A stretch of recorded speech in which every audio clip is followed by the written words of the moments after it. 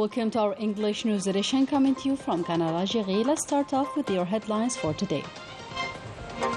Algeria strongly condemns the Zionist storming of Al-Aqsa Mosque and calls on the international community to assume its responsibilities to put an end to these heinous exactions against the Palestinian people. The UN Secretary General Antonio Guterres hails the commitment of the President of the Republic to promote peace and stability stemming from the Algiers process. The online withdrawing of import licenses is underway and the priority is given to those operators dealing with raw materials. Western Sahara is the most mined area in the world with 10,000 explosive devices along the Wall of Shame. And we will discover together by the end of this bulletin the Gandora, a traditional outfit linked with Constantine province.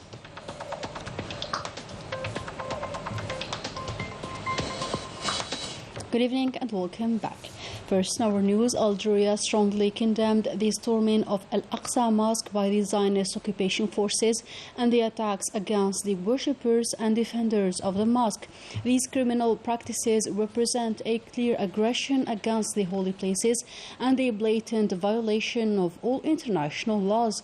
Algeria calls on the international community, including the Security Council, to assume its responsibilities to put an end to these criminal practices, for them being a serious provocation to all Muslims, especially during this blessed month of Ramadan.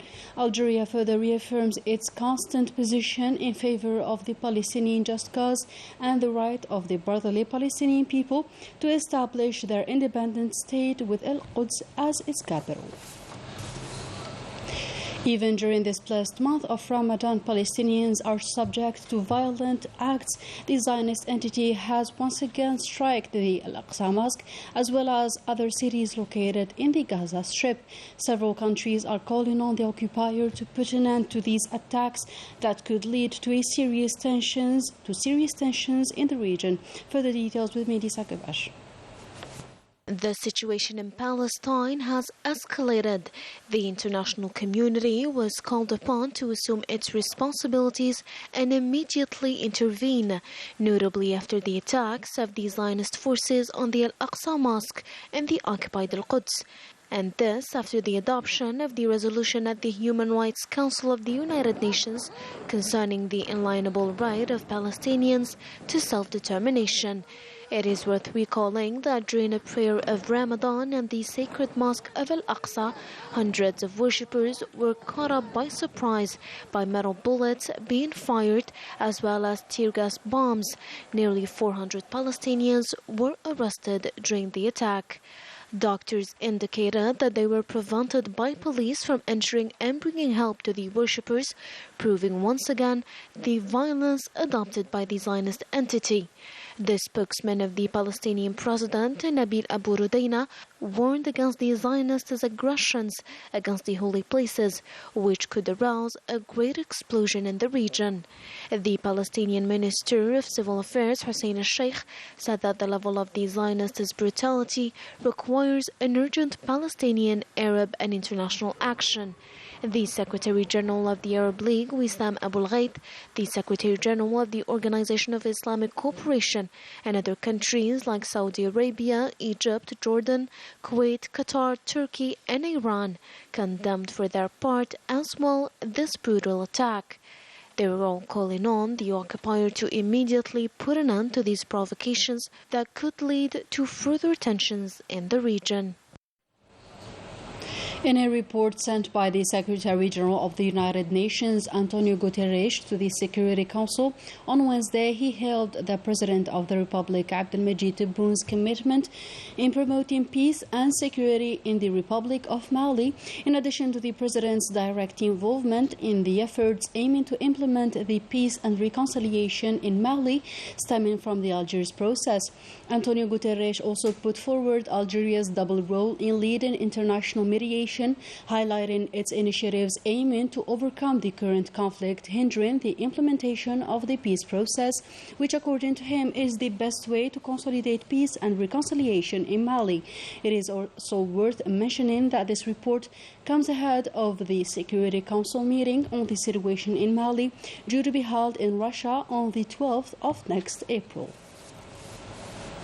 In a new development, the Algerian authorities recovered a rare Islamic manuscript dating back to 1659, which was seized by the colonial forces during an attack against the Emir Abd al-Qadir in the heights of El-Warsnis in 1842. The recovery of this manuscript of great historical importance was made possible thanks to the efforts of the public authorities in line with the direct instructions of the President of the Republic and with the help of members of the national community established in France. The authorities hail the patriotism and great attachment of our nationals in France to their country, recalling that the recovery of this manuscript is part of the authorities' efforts to recover our national heritage and preserve the national memory.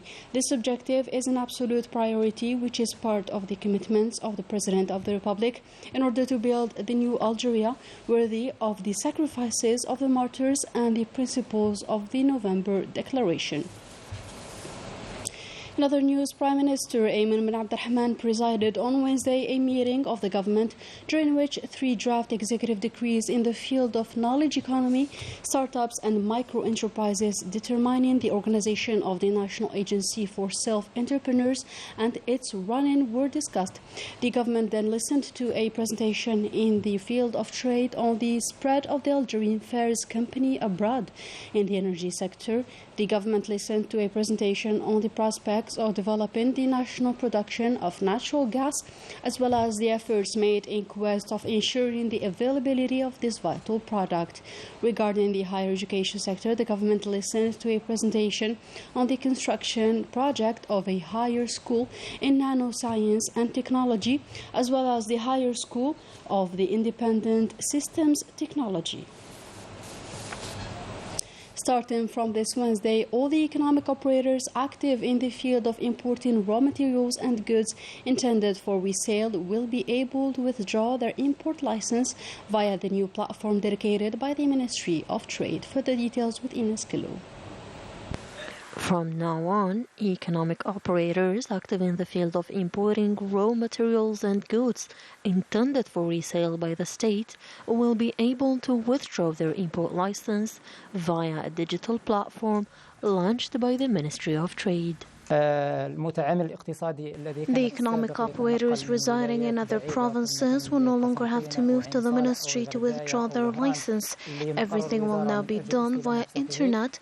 The goods concerned are raw materials, equipment, clothes, and shoes of the same brand. Operators can proceed to the direct debit of these licenses from April 10th in order to complete the import procedures. The introduction of new platform will facilitate the operation of issuing licenses. It also saves time for us because we will have more time to process the files. This measure is a part of the completion of administrative procedures and facilitation of services to the benefit of economic operators under the new action plan of the Trade Ministry. Focus now on Sonelgaz exports of electricity and advanced equipment such as steam turbines that made a new record, which is around 217 million euros. Story by Najah Dayar. With a turnover of around 217 million euros, in 2022, Sonelgaz has succeeded in achieving self-sufficiency and in exporting in the electricity field managed by the operator of Sonelgaz Electric System, OS. I shall give an example. In 2022, we have exceeded the number 2,600,000 megawatts of export to Tunisia. We have observed a huge rise in the income numbers that have increased compared to the year 2021. SEC, another subsidiary of the group, is in charge of the production and export of spare parts as well as advanced equipment such as gas turbines.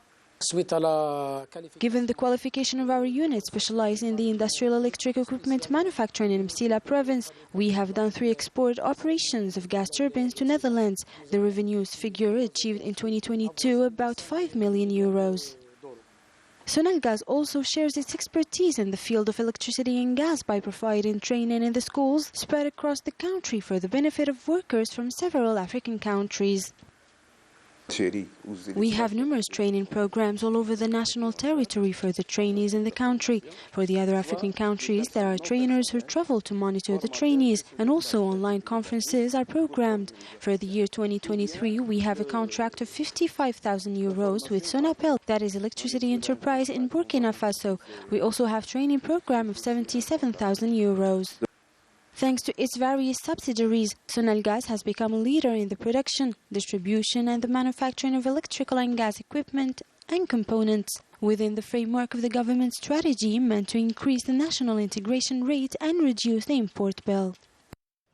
On Tuesday, a traditional iftar for the Muslim ambassadors took place in the French capital, Paris.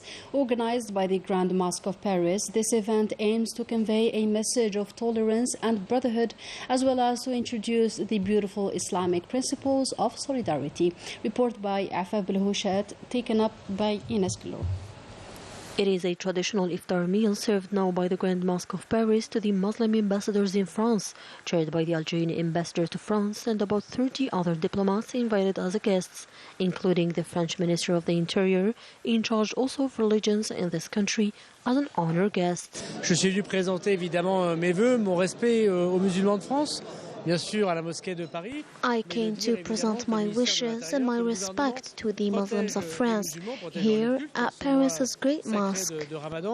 Aussi leur dire que la liberté religieuse, c'est vraiment une liberté extrêmement importante dans notre pays. On this occasion, the French Minister of Interior recalled that French secularism was not the negation of religions, while the Chancellor took advantage of this meeting between the Republic and Islam to outline the main lines of his project, centered on the fight against both radicalisation and stigmatisation of Muslims. Que tout le monde se retrouve dans cette demeure qui est la demeure de Dieu et qui est pour nous tous un moment important de spiritualité, mais en même temps de se découvrir. Today everyone meets in this house, which is the house of God. It is an important moment of spirituality, but at the same time, a moment to better discover and know each other, and a good opportunity to show the French Minister of Interior the real Islam, who shows its tolerance and which is tinged with fraternity and love for one another.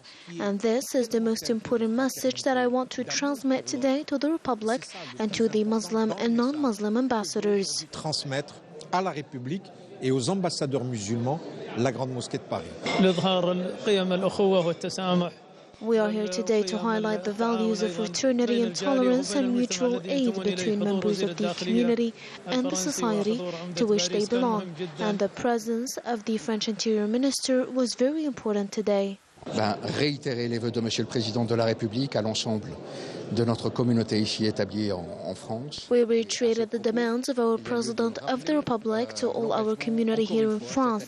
And in this regard, it is worth recalling the commitment of the President of the Republic this year to our community by financing regularly in this blessed month several iftars via the Grand Mosque of Paris and through nearly 25 cities in France. Thousands of meals served each day, financed by the Algerian state. Repas servi chaque jour et financé par l'État algérien. A diplomatic iftar in a spirit of brotherhood and tolerance. This is what the Algerian ambassador to France aspired to, an occasion to show the true values that characterize Islam and Muslims. On Tuesday, the sports journalist Salem Clary passed away at the age of 73 following a long illness. On this painful ordeal, the Communication General Directorate belonging to the Presidency of the Republic presented its most sincere condolences to the family of the late and to the media family as well, praying Allah Almighty to welcome him in his vast paradise. In a different context and as part of the continuous efforts to fight against terrorism, combined detachments of the National People's Army arrested 14 elements supporting terrorist groups in separate operations across the national territory, in addition to a machine gun type PK which was seized during a common operation in Tamarasset province. And in the context of the fight against organized crime and the scourge of drug trafficking in our country, combined detachments of the National People's Army in coordination with the various security services arrested during several operations carried out throughout the military regions 44 drug traffickers and thwarted attempts to introduce quantities of drugs from the borders with Morocco, amounting to 4 quintals and 60 kilograms of processed keef, and seized 29,000 psychotropic tablets. In Tamarasset, Burj Mukhtar, Ingizam, Tindouf and Janet, detachments of the National People's Army intercepted 174 individuals and seized 22 vehicles, 147 generators, 45 jackhammers, 1 metal detector, as well as quantities of explosives, detonation tools and equipment used in illegal gold mining operations, while 8 other individuals were arrested and 10 shotguns, 1 automatic pistol, in addition to 66 tons of foodstuffs intended for smuggling and speculation were seized in separate operations. On the other hand, the border guards, in coordination with the services of the National Gendarmerie, thwarted attempts to smuggle large quantities of fuel amounting to more than 17,000 liters in Burj Mukhtar, Souq Haras, Ataraf and Tbissa provinces, while 227 illegal immigrants of different nationalities were arrested throughout the national territory. In other contexts, no less than 10 million mines and explosives are still found along the wall of shame set up by the Moroccan occupier in Western Sahara, which keeps suffering from this inhuman practice, causing the death and injury of numerous Sahrawis. More details with Melissa Kobash. Anti-personnel and anti-tanks mines, explosives and cluster bombs are well implanted by the Moroccan occupier along the Wall of Shame, causing thousands of Sahrawi victims. But despite these serious repercussions, the Makhzan refuses to sign international agreements to eliminate this destructive weapon. I fell on a mine. My companion tried to rescue me, but he was hit in the eye and I got my leg amputated. I call on the international community to protect the Sahrawi people from the danger of mines. As part of the Makhzan's plan, more than 8 million anti-personnel mines have been implanted in the Sahrawi lands, scattered over more than 2,720 kilometers along the Wall of Shame to kill as many Sahrawis as possible, and more than 4 million mines were scattered. This is a crime against humanity. Morocco is one of the few countries that have not yet ratified the Ottawa Convention on the prohibition of anti-personnel mines. I am accompanying a group of 50 people to visit the Sahrawi refugee camps. We have taken stock of the situation and we are working to find solutions to help these people who suffered from all forms of injustice. All mines planted are a threat to the lives of Sahrawis. The international community must know the truth about the dangerous conditions they are living in.